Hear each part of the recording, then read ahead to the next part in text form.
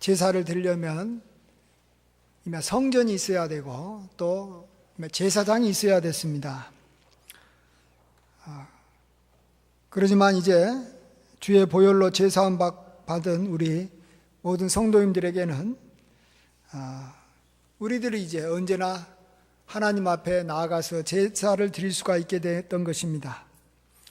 우리 성도들의 몸이 이제는 성전이 되었습니다. 고린도전서 3장 16절에 너희는 너희가 하나님의 성전인 것과 하나님의 성령이 너희 안에 계시는 것을 알지 못하느냐. 또 베드로전서 2장 5절 말씀 우리 같이 한번 읽어보겠습니다. 너희도 산돌같이 신령한 집으로 세워지고 예수 그리스도로 말미암아 하나님이 기쁘게 받으실 신령할 제사를 드릴 거룩한 제사장이 될지니라. 아멘. 여기서 신령한 집은 성전인데 우리의 몸이 그러한 성전이 되었기 때문에 이제 우리 자신도 이제 제사장이 되어라라고 말합니다. 제사장이 될지어다. 또 왕같은 제사장이고 택하신 족속이다. 이렇게 성경은 말씀하고 있습니다. 자, 그럼 우리가 이 제사장이 돼야 되는데 반드시 어떻게 제사를 드려야 됩니까? 구약시대의 제사장들이 드리는 거하고는 좀 방식이 다를 수밖에 없습니다. 그들은 눈에 보이는 성전이 있었기 때문에 그 성전에서 하나님께서 정해주신 대로 짐승을 가지고 이렇게 하나님 앞에 이 불에 태우는 화제를 드릴 수도 있고 또 다리 같은 것을 이렇게 하나님 앞에 이렇게 흔들어서 드리는 요제 같은 걸 통해서 하나님 앞에 제사를 드렸습니다. 또 지금 우리 이 신약 시대에도 또 역시 또 구약의 성전과 같은 이 교회가 있는 것이죠. 그래서 교회에서 이렇게 우리가 기도하고 설교하고 이렇게 헌금 드리고 이렇게 해서 하나님 앞에 예배 드립니다. 구약 시대에서는 이마 레위인들이 제사장을 도와서 제사를 드렸고 또 신약 시대에는 또 기도하시는 분이나 사회 보고 안내 보고 또 주차 또 꽃꽂이 하시는 봉사자들이 목사님을 도와서 예배를 드립니다. 이러한 것은 다 이렇게 성전과 함께 하는 것입니다. 성전이 없으면 이런 꽃꽂이 봉사도 필요 없는 것이고요. 또 설교도 못하는 것이죠. 성전에서 우리가 설교가 있는 것이고 또 성전에서 우리가 찬양대가 있는 것이죠. 그런데 우리는 이제 성령께서 우리 몸에 오심으로 말미암아 우리의 몸이 성전이 돼서 이제 우리 몸을 성전 삼고 그 성전의 제사장으로서 내 몸의 제사장으로서 우리가 하나님 앞에 제사를 드리는 그러한 일을 우리가 많이 해야 되고 또 자주 해야 됩니다. 그러한 방법들이 오늘 본문에서는 두 가지를 먼저 언급하고 있습니다. 오늘 본문 보시면 히브리서 13장 15절에 하나는 찬송의 제사를 말하고 있습니다. 찬송의 제사. 찬송의 제사는 우리의 입술로 증언하는 것이죠. 내 몸으로 하는 것입니다. 자, 우리가 이 찬송을 하나님 앞에 우리는 이제는 드릴 수가 있는 것입니다. 내 개인적으로 하나님 앞에 나아가서 찬송을 드릴 수 있다는 것이죠. 제사라는 것은 하나님을 기쁘시게 하는 거지 않습니까? 하나님을 기쁘시게 하는. 내가 내 입술로. 그래서 우리가 이제 찬송을 드릴 때, 특별히 우리가 찬송을 드릴 때 우리의 마음속에는 기쁨과 감사의 마음도 필요할 겁니다. 하나님께서는 어떤 로버트가 아무런 감정도 없이 하나님 앞에 이렇게 노래를 드린다 하면 하나님께서 그 찬양을 받으시겠습니까? 받을 수가 없죠. 로버트가 멋지게 노래를 해도 거기에는 영감이 없는 것이고 거기에는 감사가 없는 것이죠. 그래서 또 주님께서는 이러한 찬송의 제사와 연관해서 시편 50편 23절에 감사로 제사를 드리는 자가 나를 영화롭게 한다 이렇게 말씀하고 있습니다. 감사로 제사를 드리는 거죠. 그래서 한마디로 감사 찬양을 드린다 이렇게 말할 수 있습니다. 감사 찬양의 제사. 자, 그럼 우리가 어떻게 하면 감사 찬양의 제사를 하나님 앞에 우리 제사장이 돼가지고 잘 드릴 수 있을까요? 감사 제목을 우리가 열심히 찾아내면 될까요? 뭐가 하나님께서 감사했을까? 감사 제목이 뭘까? 열심히 찾긴 찾아야 됩니다. 그렇지만 그것은 지식적으로 이렇게 우리 머릿속에서는 알 수 있어도 또 그 감사 제목이 있다고 우리의 마음이 그거에 따라서 감사하면서 감격해하면서 꼭 찬양하는 것만은 아닙니다. 감사가 가슴에서 나오려면 어떻게 해야 되냐? 그렇게 할 수 있는 좋은 방법이 하나가 있는데 그게 바로 우리의 마음에 하나님의 말씀이 풍성히 거하면 되는 것입니다. 우리 함께 골로새서 3장 16절을 같이 한번 읽습니다. 그리스도의 말씀이 너희 속에 풍성히 거하여 모든 지혜로 피차 가르치며 권면하고 시와 찬송과 신령한 노래를 부르며 감사하는 마음으로 하나님을 찬양하고. 여러분은 언제 그냥 이런 이 세상 노래든 뭐 찬양이든 언제 우리가 노래를 부릅니까? 우리 아이들이 언제 즐겁게 어머니에게 얼굴을 이렇게 빵긋빵긋 웃으면서 이렇게 재롱을 피웁니까? 어린이의 재롱은 부모에게 드리는 제사 같은 거잖아요. 어머니를 보면서 이렇게 미소를 지어주는 거죠. 언제 미소를 지어주죠? 갓난아이가? 엄마의 젖을 풍족하게 먹고 나면 감사의 미소를 빵긋 이러면서 사랑해요 말은 안 해도 그게 어머니의 마음을 기쁘게 하는 제사예요, 그게. 그런데 이 아이가 배가 고파가지고 먹을 걸 달라고 아무리 소리쳐도 어머니가 신경도 안 쓰고 그래서 배가 고파가지고 있는 아이에게 웃어봐. 이러면 아이가 절대 안 웃습니다. 그냥 막 더 짜증내고 그냥 막 이렇게 막 물어뜯을 수도 있고 어머니를 힘들게 하는 것입니다. 그렇습니다. 우리가 갓난아이 같이 순전하고 신령한 젖을 사모해야 되고 그 말씀이 우리 속에 풍성히 거하게 되면 이렇게 배가 부르니까 영혼의 양식이 차니까 우리가 하나님 앞에 감사가 됩니다. 이걸 통해서 우리가 알 수 있는 것은 하나님의 말씀이라는 것은 단순히 계명이 아니라는 것을 아셔야 됩니다. 계명은 지키기 위해서 주어진 것이 계명이죠. 그런데 말씀이 거하면 우리가 하나님 앞에 감사 찬송을 막 올릴 수 있다는 것은 하나님의 말씀 속에는 하나님이 우리에게 보여주시고 행하신 은혜가 그 말씀 속에 있다는 것입니다. 우리가 정말로 아무것도 아닌 죄인을 주님께서 우리를 건져주셔서 하나님 자녀 삼아주셨다는 것이죠. 그러한 것을 성경은 여러 가지로 설명하는 거예요. 그래서 우리가 성경 볼 때 신약이든 구약이든 이 계명의 요소도 있지만 그것은 하나님의 은혜를 더 알려주기 위해서 사실은 계명이 있는 것이지 지키기 위해서 성경 말씀이 있는 것이 아닙니다.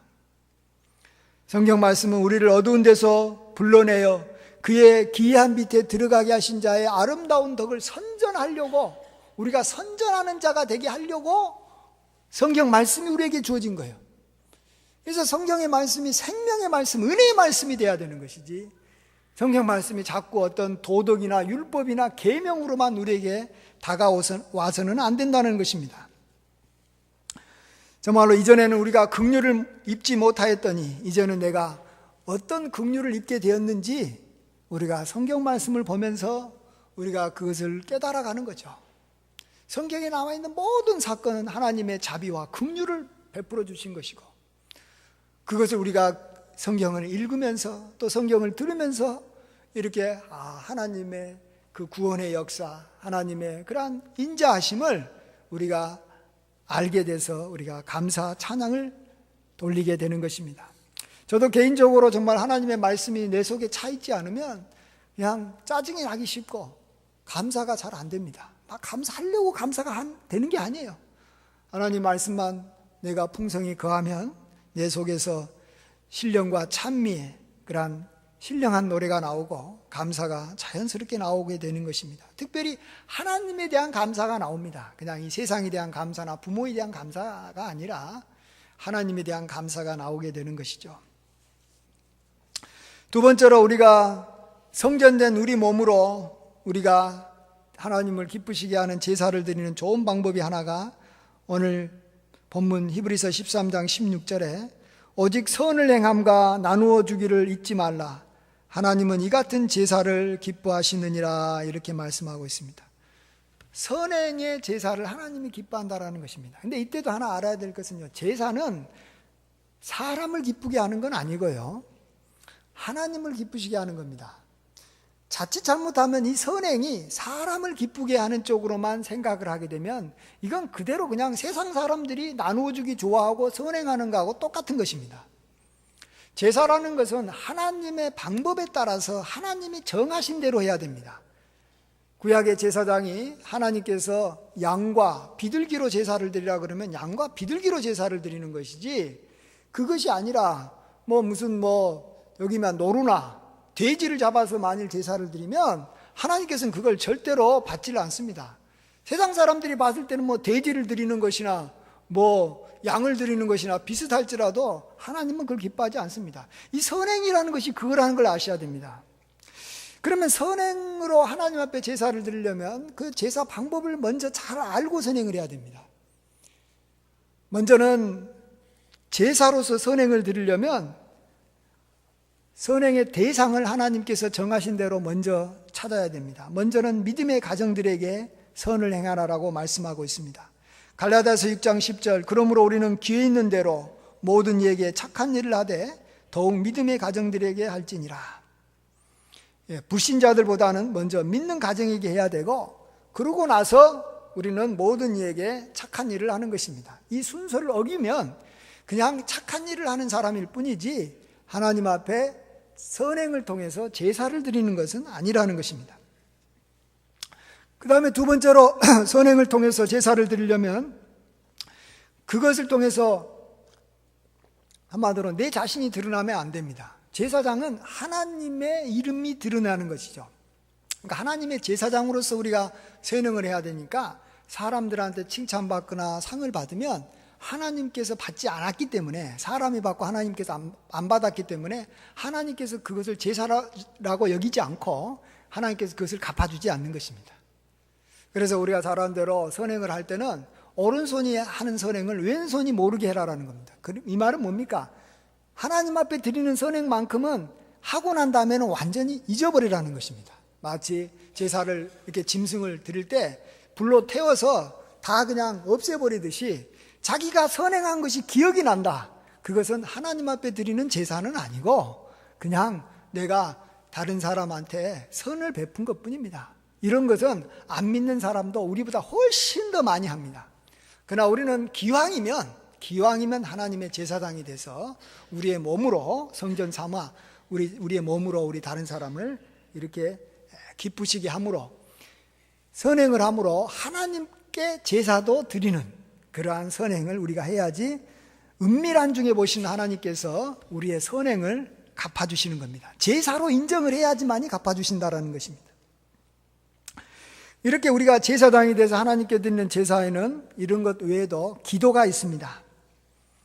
정말로 기도는 성경에서는 기도의 향연이라고 말합니다. 향기가 돼서 올라간다. 이것은 성전에서 이렇게 성소 안에 보물이 3개 있는데 그 중에 하나가 향단입니다.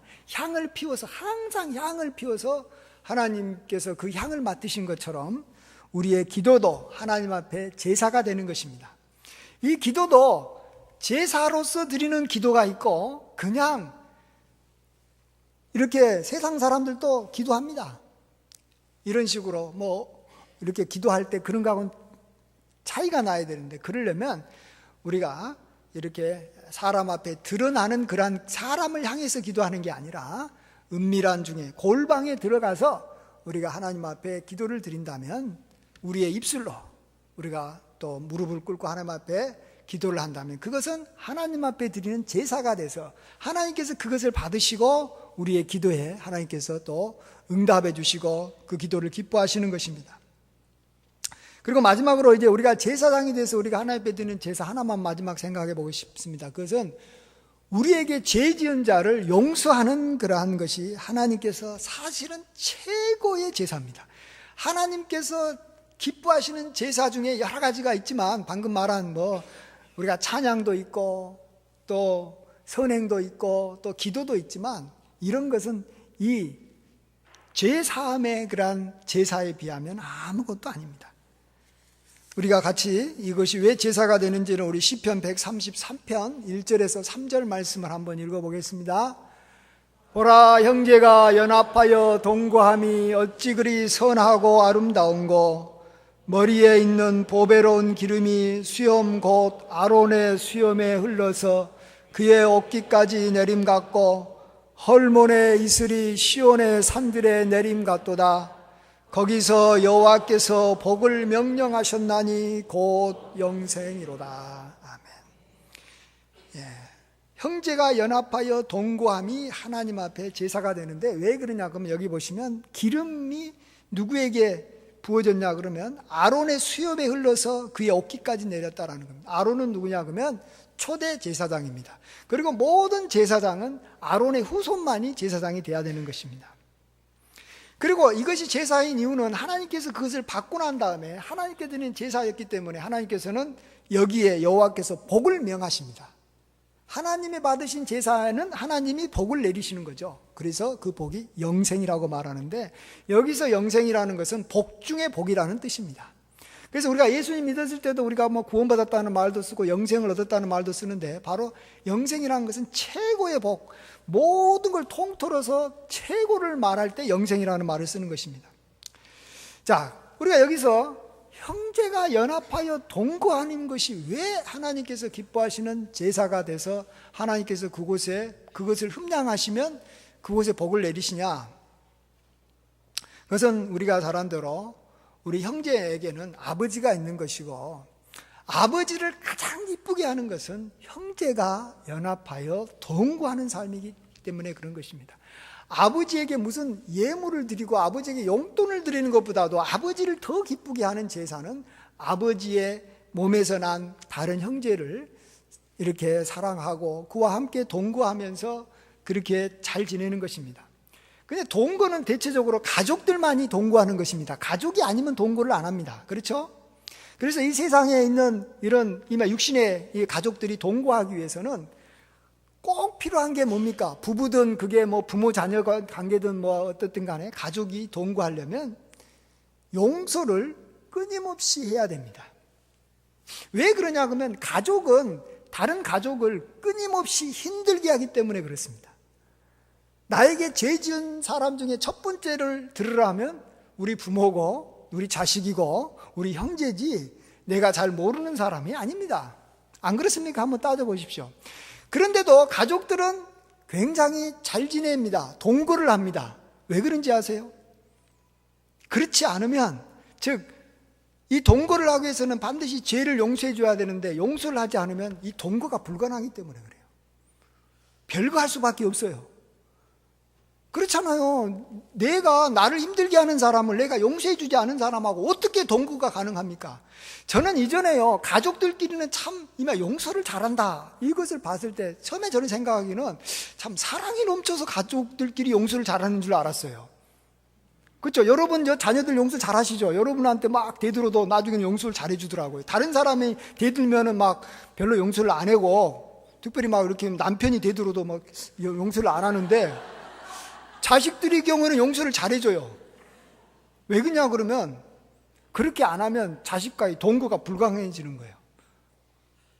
그래서요 사랑이 아주 없는 사람도요 가족들하고 동거하기 위해서 본능적으로 용서를 합니다. 본능적으로.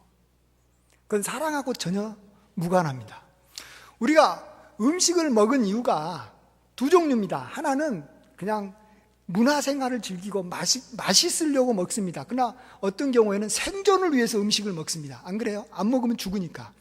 마찬가지로 우리가 가족들에 대해서 용서하는 것이 멋있어서 용서할 수도 있어요. 사랑하라라는 계명이 있고 그래도 우리가 가족이니까 하면서 하지만 그런 면도 있지만 또 하나는 용서 안 하면 가족으로서 끝나는 거예요. 늘 얼굴 봐야 되는 사람을 서로 용서 안 하면 어떻게 하겠습니까? 별거 하든지 이혼하든지 아니면은 뭐 호적에서 파가든지 뭐 이런 불상상을 하든지 아니면 뭐 집을 나가 가출하든지 아니면은 뭐 무슨 일이 벌어질 수밖에 없는 거예요. 늘 얼굴 봐야 되는 사람이니까. 그러니까 본능적으로 용서합니다. 생존하기 위해서 용서합니다. 자, 우리 이것을요 똑같이 우리 믿음의 가족인 우리 교인들한테도 똑같이 적용할 수밖에 없습니다. 우리 하나님 아버지가 가장 기뻐하는 제사가 뭐겠습니까? 우리가 드리는 예물이겠습니까? 찬양이겠습니까? 아닙니다. 우리에게 죄 지은 다른 형제를 용서해 주는 것입니다.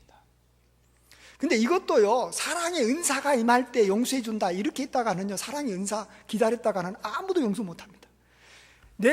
우리 교인들은 일주일에 한 번씩 얼굴을 봐야 되고 조금 찬양대 좀 있고 그러면 일주일에 두세 번씩 얼굴 봐야 됩니다. 이건 의무적으로 봐야 됩니다. 그런데 나를 힘들게 하는 사람이 있고 같이 만나니까 나를 힘들게 할 수밖에 없고 그 사람을 끊임없이 용서를 안 해주면 이 교회 생활이 불가능해집니다. 더 이상 하나님 앞에 나아올 수가 없는 것입니다. 그래서 용서라는 것은 가족들에 대한 용서, 형제들에 대한 용서는 따지고 생각하고 하면은 이미 늦어버립니다. 그냥 무조건 용서하는 것입니다. 교육을 시킨답시고 조금 내가 상대방에 대해서 약간 거리감을 둔다든지 이랬다가는 이거 아무것도 되질 않고 그냥 끝나버리는 것입니다. 그래서 베드로가 이렇게 말했죠. 예수님께 나와서 주여 형제가 내게 죄를 범하면 몇 번이나 용서해 주리까? 7번까지입니까? 내가 7번 저 사람이 잘못하고 나한테 와서 용서를 빌면 내가 7번을 용서해 주면 충분합니까? 예수님께서 뭐라고 말씀하십니까? 7번뿐만 아니라 7번을 70번까지 해라. 이것은 무한정해라는 뜻입니다. 왜 이런 말이 나오냐 그러면 형제는 우리에게 무한정 죄를 지을 거니까. 안 지을 것 같습니까? 여러분의 남편이 여러분한테 죄 안 짓습니까? 자기는 나름대로는 밖에 나가서 선행한답시고 친구한테 돈을 갖다가 빌려줬네. 그러나 그것은 아내한테는 끔찍한 죄예요. 아세요? 내 선행이 다른 가족들한테는 힘들게 한다니까 이렇게 죄 짓는 거예요. 죄라는 것은 내가 악해서 짓는 게 아니에요. 친구들도요, 자기 친구들한테 잘 지내고 친구들하고 좋은 인상을 주려고 집에 안 들어오는 거예요. 친구들도 친구를 배려한답시고 공부 안 하는 거예요. 안 그래요? 저 친구가 나를 불렀는데 내가 그 친구한테 서비스를 해주다 보니까 부모가 원하는 공부를 못 하는 것 뿐이에요.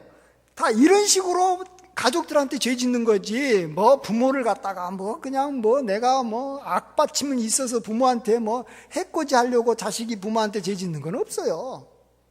그러나 결과적으로는 부모의 마음을 아프게 하고 또 부모도 자녀를 위한답시고 소리 지르고 때리다가 그게 다 상처가 되는 거예요. 목적은 선합니다. 그러나 결과는 죄입니다. 그게 가족들 관계예요. 교회에서도 마찬가지예요. 그런 것들이 다 그런 거지. 누가 의도적으로 악한 악심을 품고 하는 사람은 없어요. 가족들끼리는 없어요. 그런데 이런 일들이 너무 많이 벌어지기 때문에 우리가 이것에 대해서 용서를 해야 됩니다. 그러면 하나님께서 그곳에 복을 명하시나니 영생. 이 영생에는 모든 게 다 들어있다라는 뜻이에요. 무슨 복을 너희들이 원하든지 다 들어주겠다라는 거예요. 영생의 복을 준다는 거예요. 받고 싶지 않으세요? 네. 복을 받으려면 영생의 복을 받을 정도는 돼야지. 건강의 복을 주시고 물질의 복을 주시고, 아이고 그건 영생의 복 안에 들어가 있는 1000분의 1, 10,000분의 1도 안 되는 거예요. 그러나 형제가 연합하여 동거할 때 그러한 제사를 하나님 앞에 아론의 제사장의 후손이 돼서 정말로 우리가 기름 부음 받은 자가 돼서 하나님 앞에 드리면 하나님께서 그곳에 복을 명하시나니 영생이라 이렇게 말씀하고 있습니다. 여기까지 이제 우리가 좀 이제 제사에 대해서 잠깐 좀 생각해 봤는데, 이게 좀 또 다른 주제를 하나만 좀 생각하고 마치려고 합니다. 어떤 사람은 그래요. 이 오늘 본문과 또 여기 베드로 전서에 보시면 아까도 잠깐 살펴봤지만 왕 같은 제사장이다. 이런 말이 딱 나오는 순간에 나도 이제 제사장이다. 제사장. 그래서 목사든 장로든 뭔 의미가 있냐? 내가 제사장인데 하나님이 제사장이라고 말했는데 나도 좀 설교 좀 할 수 있으면 좋겠다. 또 나도 좀 이렇게 당회에도 참석하고 말이야. 내가 제사장인데 이래요 사람들이. 요즘에 또 무슨 말 하냐면 만민 제사장설이라는 게 있어요. 아세요? 들어봤어요? 여기 이 말 들으면 안 되는데 그냥 원래 그런 말이 있어요. 그냥 누가 어떤 이상한 놈이 그 하나 만들었어요. 만민, 그러니까 여기서 말하는 왕 같은 제사장이라는 걸 듣고 우리 그리스도인들은 성령이 임한 그리스도인들은 다 제사장이라는 말을 그냥 만민 제사장, 만인 제사장설이라는 말을 들어가지고 평신도나 목회자가 뭐가 의미가 있냐? 평신도도 다 제사장인데 이렇게 말을 합니다. 여러분은 어떻게 생각하십니까? 성경 말씀이 최우선적이 돼야죠. 어떤 제도나 어떤 법보다는. 그래서 성경 말씀이 뭐라고 말하는지를 잘 알아야 됩니다. 그렇죠? 어떤 제도의 목사나 이런 것은 하나의 제도예요. 제도보다 앞서는 것은 성경 말씀입니다. 그럼 성경 말씀에서 다 제사장이다 됐으면 다 요즘에는 이제 예를 들어서 이제 목사를 제사장이라고 한다면 나도 이제는 목사가 된다라는 것이고, 목사가 되는 거 누가 또 저기 막습니까? 그리고 또 하면 되고 그렇게 되면 되는 겁니까? 어떻게 생각하십니까? 그래서 우리가 하나님의 말씀을 잘 알아야 된다라는 것이죠. 이게 참 그게 그렇습니다. 우리가 그냥 말만 보고 그냥 따라 있으면 문제가 생기는 거예요. 그런 의미에서 우리 다시 한번 우리 베드로 전서 2장 5절 아까 읽어봤지만 다시 한번 좀 보겠습니다. 잘 이렇게 눈 뚫어지게 봐야 됩니다. 이거 그냥 스쳤다가는 그냥 내가 제사장이다 이것만 보여요. 그 앞에 다른 것도 봐야 됩니다. 시작. 너희도 산돌같이 신령한 집으로 세워지고 예수 그리스도로 말미암아 하나님이 기쁘게 받으실 신령한 제사를 드릴 거룩한 제사장이 될지니라. 여기는 좀 제발 제사장이 좀 되어라 이런 뜻입니다. 너희는 왕같은 제사장이다라는 말도 있지만 될지어다라는 말은 뭐예요? 니도 좀 제사장 좀 돼봐 임마 이런 뜻이 있는 거예요. 근데 그 앞에 그 어떤 제사장이냐 그러면 너희도 산돌같이 신령한 집으로 지어지고 라는 말이 있습니다. 그 앞에 이 말이 중요합니다. 아까도 계속 말씀드렸지만 내 몸이 산돌같이 예수님같이 신령한 집으로 지어진 성전으로 지어졌다라는 거예요. 그래서 내가 제사장이라는 것은 무슨 의미의 제사장이냐면 내 몸을 성전 삼은 제사장인 거예요. 아시겠어요? 구약에서도 어떤 제사장이 있으면 성전의 제사장은 속한 거예요. 저도 지금 목사지만 이 덕신교회만서만 내가 이렇게 저기면 목사지 내가 다른 교회 가가지고 목사 행세를 할 수 있어요? 못해요. 그냥 목사라는 직분은 졌지만 아무런 의미가 없어요. 담임 목사가 아니잖아요. 그곳에서 내가 설교를 한다거나 또 교회에 이렇게 정치를 한다거나 못하는 거예요.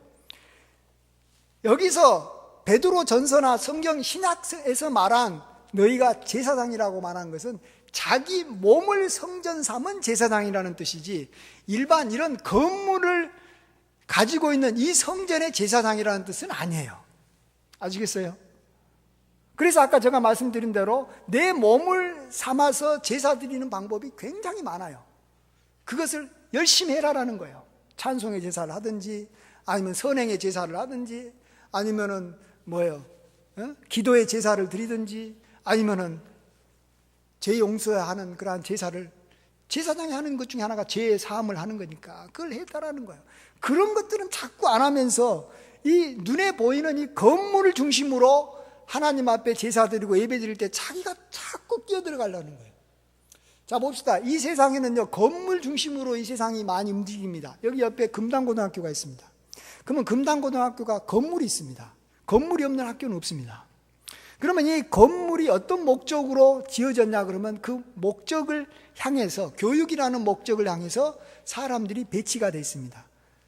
가르치는 선생님, 배우는 학생이 있습니다. 그렇죠? 그러면 어떤 학생이 너무 똑똑한 거예요. 선생보다도 더 공부를 너무 잘한 거예요. 자, 그러면 이 학생이 내가 선생 여기 나와 내려와 내가 가르칠게. 왜? 내가 너무 잘하니까 실질적으로 잘해. 그렇게 하면 되는 거예요? 안 되죠. 그러면 이제 그가 선생이 되고 싶으면 어떻게 해야 됩니까? 대학교에 진학해야 되고 사범대를 가든지 뭐 교육대를 가든지 가가지고 거기서도 또 과정을 이수하고 또 임용고시 합격하고, 임용고시 합격하고도 됩니까? 학교에서 선생으로 이렇게 그를 이렇게 불러줘야 되는 거죠. 안 불러주면 뭐 임용고시 합격해 놓고 뭐 그냥 맨날 집에만 있는 거죠. 또 학교라는 곳에 이 선생님이 있으면 선생님 중에서도 교장이라는 분이 있어요. 보니까 내가 선생인데 그냥 일개 평 선생인데 아유 교장이 영 마음에 안 들어. 내가 교장은 훨씬 더 잘하겠어. 훨씬 더 잘하는 교사 있죠? 안 그래요? 좀 내가 그 교장보다도 더 똑똑하고 더 영리하고 더 이렇게 인기 많은 교사 많아요. 그래서 아유 내가 이제 선생인데 내가 교장 하겠어. 교장하면 됩니까? 안 되죠. 근데 할 수는 있어요. 어떻게 해야 됩니까?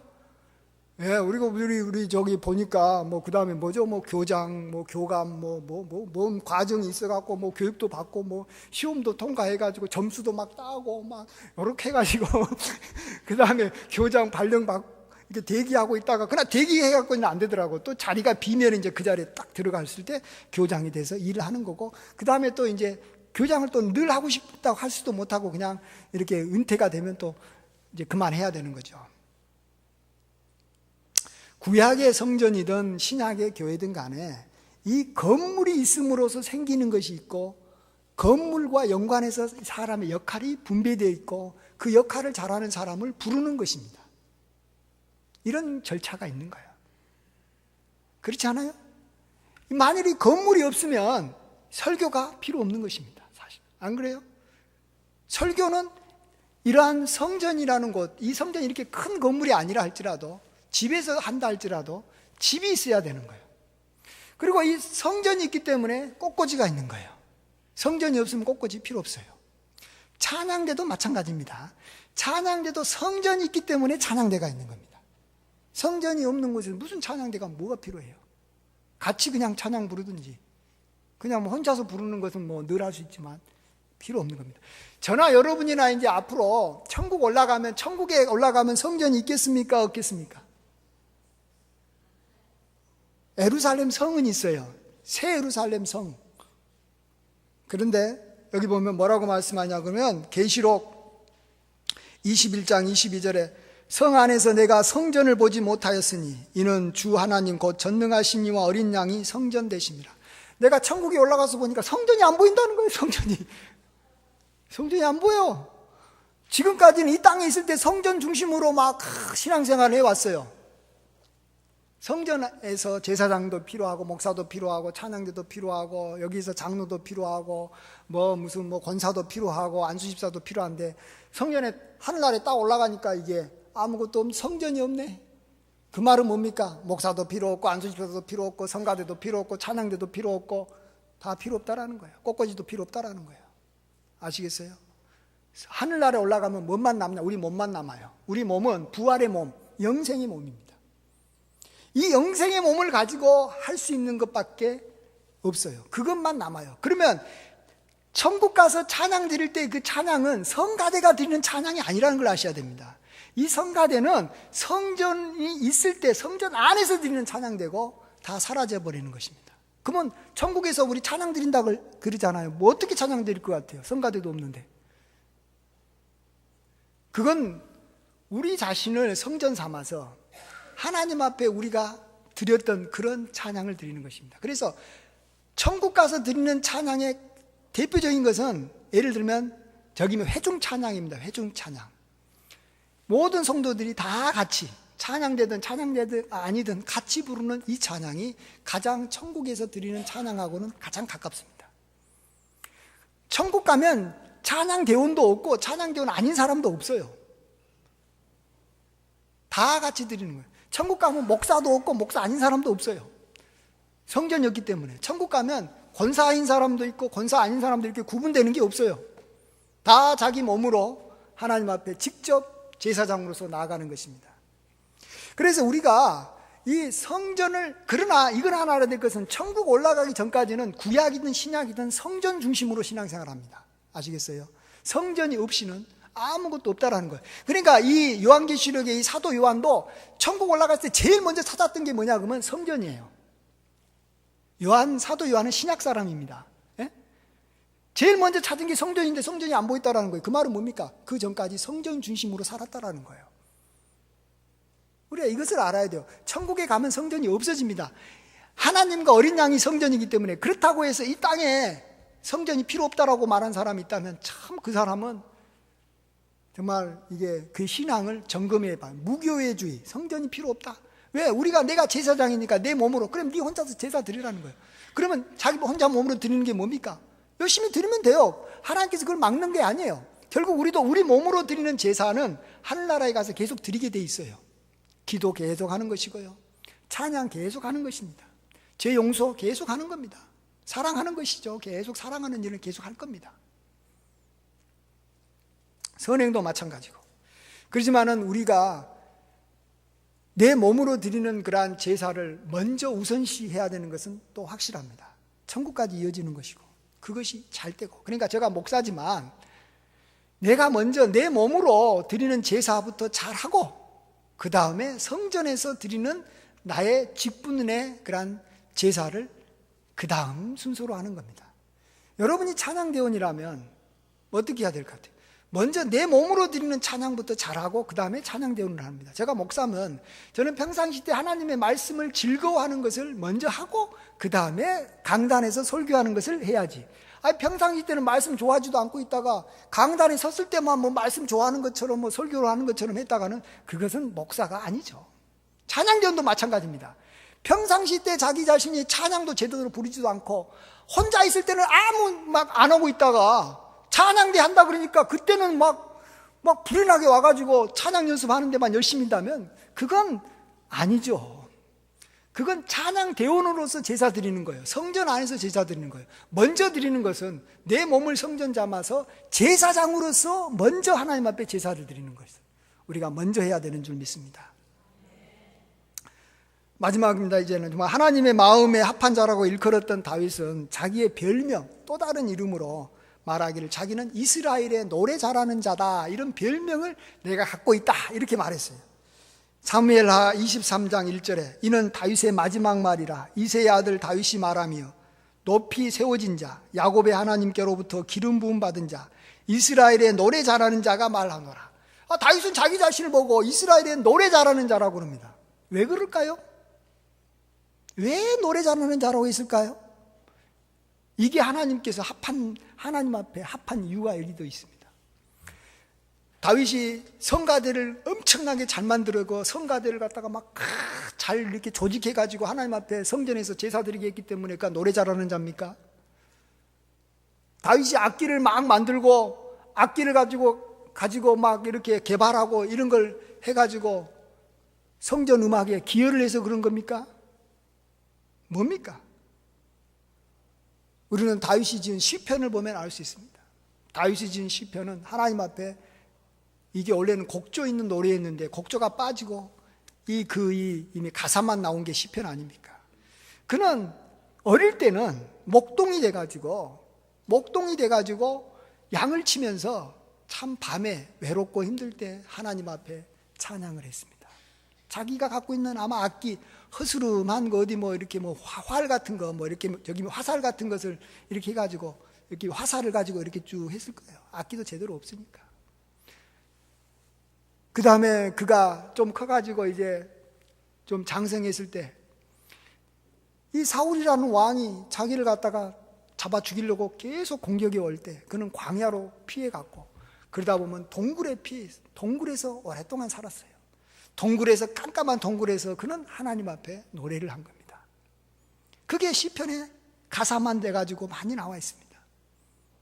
그 다음에 다윗은 장군입니다. 장군은 전쟁터를 달리는 거예요. 말을 타고 화살이 빗발치는 곳에 나아가는 거예요. 목숨을 걸고 전쟁터에 나아가면서 얼마나 두렵고 떨리겠습니까? 이럴 때 하나님을 찬양합니다. 여호와는 나의 방패시요 나의 노래시고 나의 산성이시라. 그 노래를 하나님이 너무너무 기뻐하시는 거예요. 그래서 전쟁에서 승리했어요. 그러면 그 감격에 우러차서 하나님 앞에 찬양을 돌리는 거예요. 하나님은 그 찬양을 기뻐하시는 거였지, 다른 것 때문에 하나님께서 다윗을 이스라엘의 노래하는 자라, 내 마음에 합한 자라 그렇게 부른 게 아니라는 걸 아셔야 됩니다. 우리는 이제 성령이 우리 안에 거하시는, 그래서 우리 각자는 내 몸이 성전인, 내 몸의 제사장입니다. 내 몸 가지고 하나님 앞에 제사를 드리는 특권이 주어져 있습니다. 제사장 직분을 좀 많이 행하려고 노력해야 됩니다. 제사장이 일도 안 하고 가만히 있으면 이 제사장은 욕망 먹는 거예요. 우리는 항상 하나님 앞에 찬양으로 돌려서, 그 다음에 우리 선행을 좀 하고, 내 몸으로 선행을 하고, 그 다음에는 다 잊어버리고, 왜? 하나님께 드리는 제사니까. 그 다음에 내가 골방에서 하나님께 기도 좀 드리고, 아름다운 기도의 향을 하나님 앞에 올려서 기쁘게 하고, 가장 제사 중에 제사인 나한테 끊임없이 죄 지은 형제들에 대해서 끊임없이 죄를 용서해 주는 그러한 제사를 하나님 앞에 드리면 하나님께서 그 제사를 기뻐 받으셔서 하나님께는 영광이요, 하나님은 절대로 정말 빚지신 분이 아닙니다. 하나님은 하나를 받으시면 10개를 주시는 분입니다. 그래서 하나님께만 제사 잘 드리면 하나님은 우리에게 복을 명하십니다. 그 복은 영생의 복입니다. 이러한 복을 저와 여러분이 항상 받아서 누리시는 귀한 정말로 제사장으로서의 역할을 잘 살아가시는 그러한 저와 여러분이 되시길 주의 이름으로 축원드립니다. 아멘. 아버지 하나님, 우리가 무엇이간데 우리의 몸을 성전 삼아 아버지 우리가 제사장이 될 수가 있었습니까? 천국 올라가면 다 사라지지만 우리 몸으로 우리가 하나님 앞에 드린 제사는 끝까지 우리가 드릴 수 있을 터인데, 이 일에 우리가 전심전력할 수 있도록 축복하여 주시옵소서. 예수님의 귀하신 이름으로 감사하며 기도하옵나이다. 아멘.